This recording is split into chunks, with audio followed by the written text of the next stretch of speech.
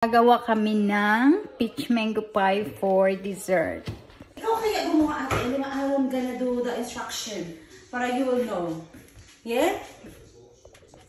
Yan ang gagawin namin. Yan yung peach. Ito yung mango. Ano siya? Frozen. Saka ito yung pastry niya. Iyan lang namin siya i-air fryer. So yan, iluluto muna namin. Daw. Kasi tinuturuan lang ako. Tapos, see you later. Imamash-mash namin itong peach. Tapos ilalagay namin yung mango. Ano ba tawag dito? Papakuluan. Papakuluan lang namin. Gagawin namin parang jam. Ito yung ano yung nilalagay ng pastry. Ito yung ipapalaman sa pastry. Yeah. Wala, amuyi lang ka naman to, sis. Hindi ganyan talaga siya. You need to put mango butter. Nalagyan na ng mangga. Yeah. Hindi pa naman mamash lahat. Magkakamasal tayo dito, guys. Yan. Para lang tayo nagsusumba. Okay na natin. We can put it. Okay na ba? Okay na daw, sabi ni teacher. Oh, how much? Half.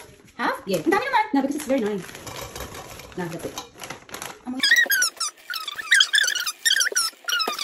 How it looks like. Ang bango-bango. Ang bango-bango. Yan. O, tapos, Taste it if it is ang sugar. Okay na. iti-taste namin, guys, kung kasing sweet na ng jowa mo. Tamis. Sobra? Okay lang, sakto lang. We're gonna put some pastry pa. So. Sakto lang siya. Saktong-sakto. Parang isang kilong bigas na sinain. Yan. So yan, guys. Stay tuned. Yan. So ganyan, guys, ang itsura. Ha? Ano, parang na siyang jam. Coco jam. Hindi pala. Mango jam. Peach mango jam. Tapos, sige. Sorry naman. So, papatayin mo na, no? So, i-drain lang natin yung ano niya, guys, yung liquid. I-drain natin yung liquid para pag, binalot natin sa pastry, hindi tutuloy yung liquid. Yan. Thank you. I-transfer ko sa isang ano tayo para mapala. So, walan siyang liquid. Kahit ganyan na na-erap mo, pwede rin. Pwede din, pero para mas mabilis siya Yan, sasayaw muna kami. Sasayaw muna tayo bago tayo mag-wrap. Wrapper. Di ba? Hindi na naman yan maririnig na yun kasi Ulit.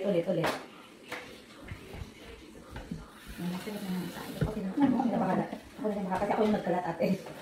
Ako yung nagkalat. Okay lang, may kalat din kami. Yan, so ready na tayo na mag-balot. Practice lang to ha, so huwag niyo muna akong i-judge. First time. Ano ba doon? Ilagay mo muna. How big is your... That is full.